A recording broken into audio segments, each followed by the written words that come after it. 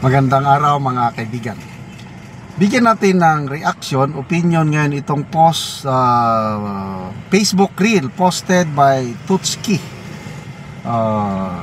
Caption, ganito: Iglesia ni Cristo may babala sa mga kapulisan. Bakit nagbabala? Kasi ang mga pulis dapat nasa outside perimeter lang sila, and nandun na, humalo na sa grupo ng mga Iglesia ni Cristo.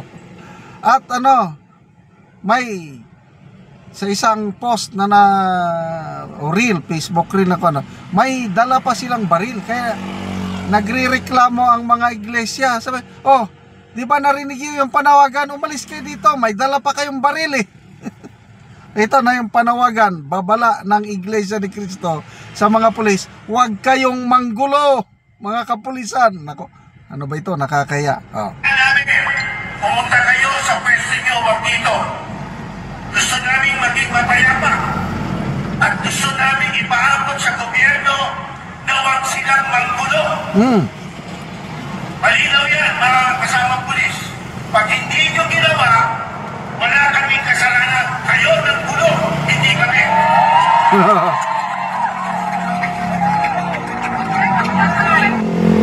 Binababalaan namin, pumunta kayo sa pwesto nyo, wag dito. Gusto namin maging mapayapa at gusto namin ipaabot sa gobyerno na wag silang manggulo. Malinaw yan, mga kasamang pulis. Pag hindi nyo ginawa, wala kaming kasalanan. Kayo ng gulo, hindi kami.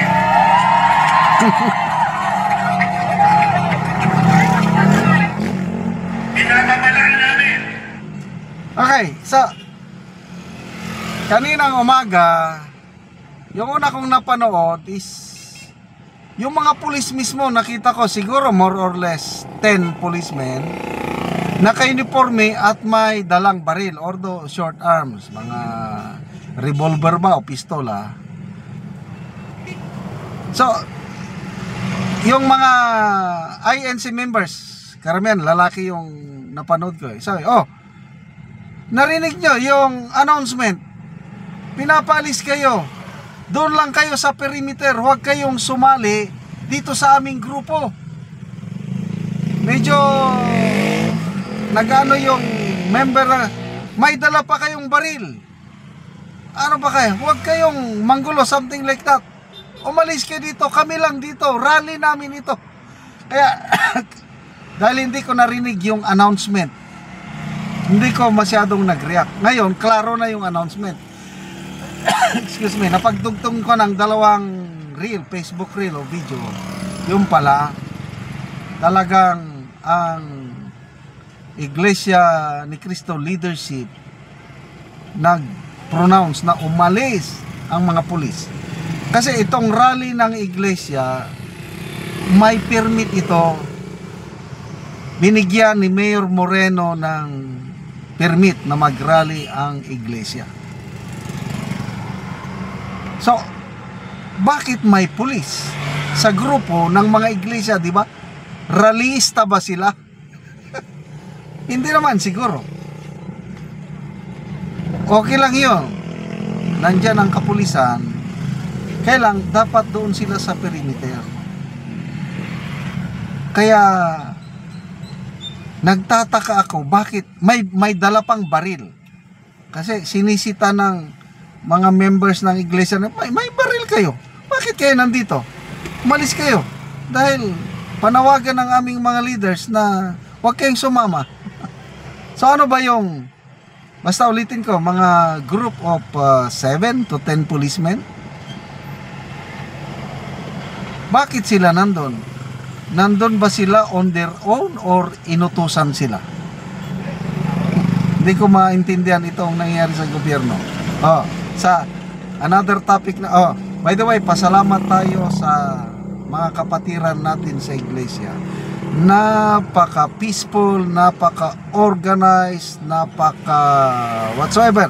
Lahat na lang ng papuri ibibigay ko sa iglesia ni Cristo. Salamat po mga kapatiran sa iglesia. May post si Professor Malutikia.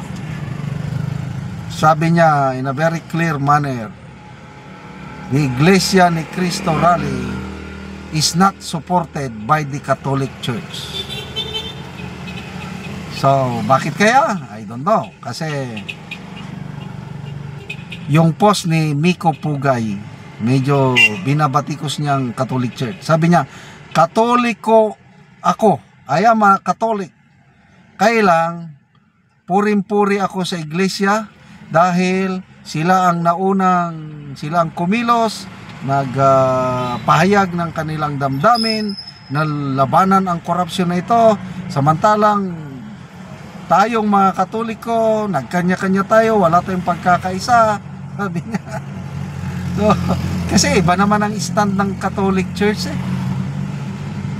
Yung statement na CBCP President, medyo alanganin ako kasi sabi niya, parang nag-aalanganin siya doon. Ito, opinion ko lang ito.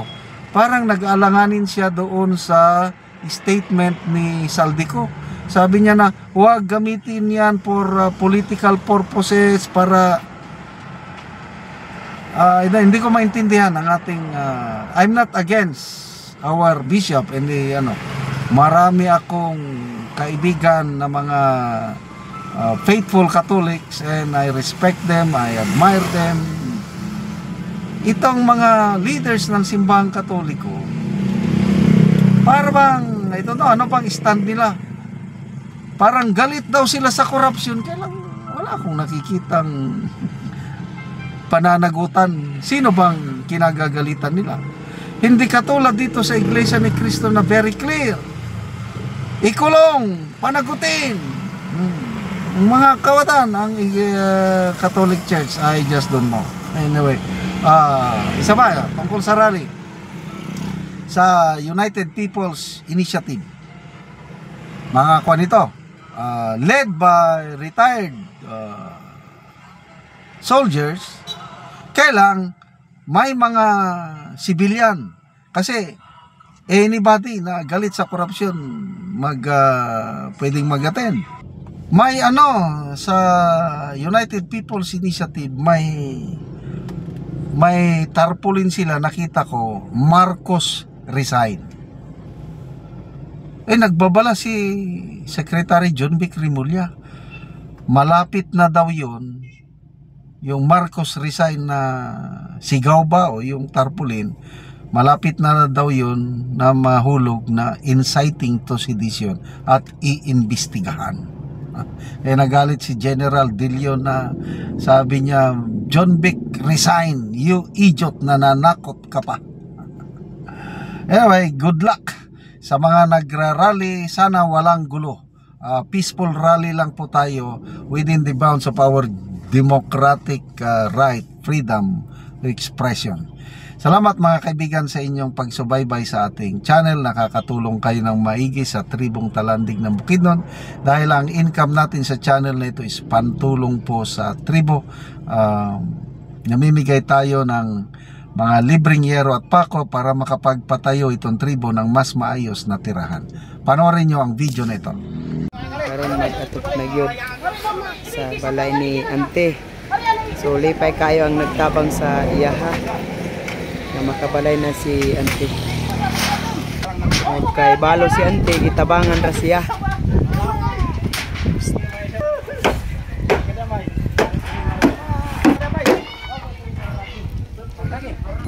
Kabalay na gyud si Ante.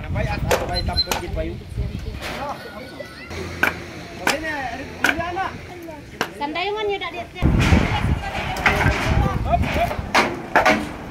Kali mo mani